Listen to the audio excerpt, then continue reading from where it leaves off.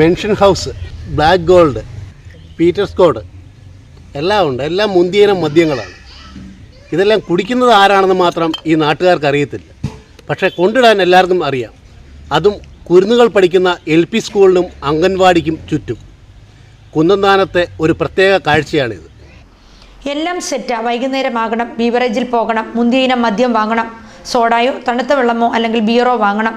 അതിനുശേഷം ടച്ചിങ്സും ക്ലാസ്സും കൂടി വാങ്ങുന്നതോടെ അന്തി അടിക്കുവാനുള്ള കൂട്ടാകും. പിന്നെ വേണ്ടതോ ഇത് ഉള്ളിലാക്കുവാനുള്ള ഒരു സ്ഥലം. അതും റെഡിയാണ്.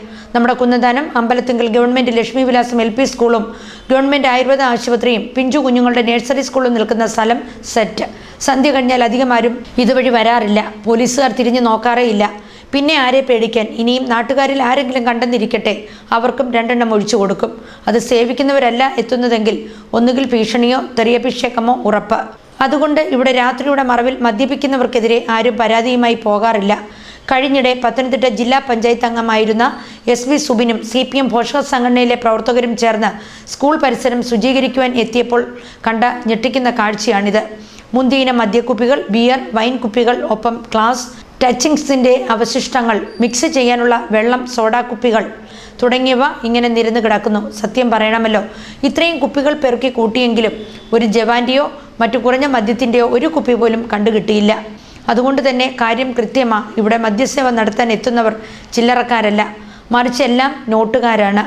സാധാരണക്കാരനാണ് ഇവിടെ മദ്യപിക്കാൻ എത്തുന്നതെങ്കിൽ വല്ല ജവാനോ OCRോ വല്ലതുമേ ഷെയർ ഇട്ട് വാങ്ങൂ. ഇവർ ഇതുപോലെ മര്യാദയില്ലാത്ത പണി കാണിക്കുകയുമില്ല.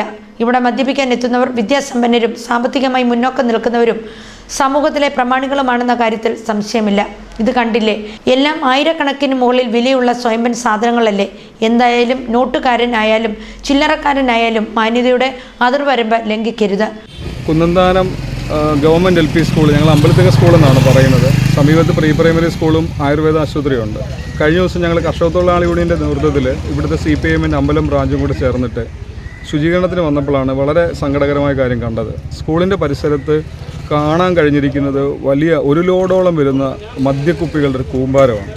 അന്വേഷിച്ചപ്പോഴാണ് അറിയുന്നത് വൈകുന്നേരങ്ങളിൽ, എല്ലാ ദിവസവും വൈകുന്നേരങ്ങളിൽ ഇവിടെ കാണുന്ന ഈ സ്കൂളിൻ്റെ സ്റ്റെപ്പയിലും പരിസരത്ത് വരുന്ന മദ്യപിക്കുന്നു. സ്കൂളിൻ്റെ തൊട്ടകലെ നിന്ന് മാറി മദ്യപിക്കുന്ന ആളുകൾ പോലും ഇവിടെ കൊണ്ടിട്ട് മദ്യക്കുപ്പി ഇടുന്നു.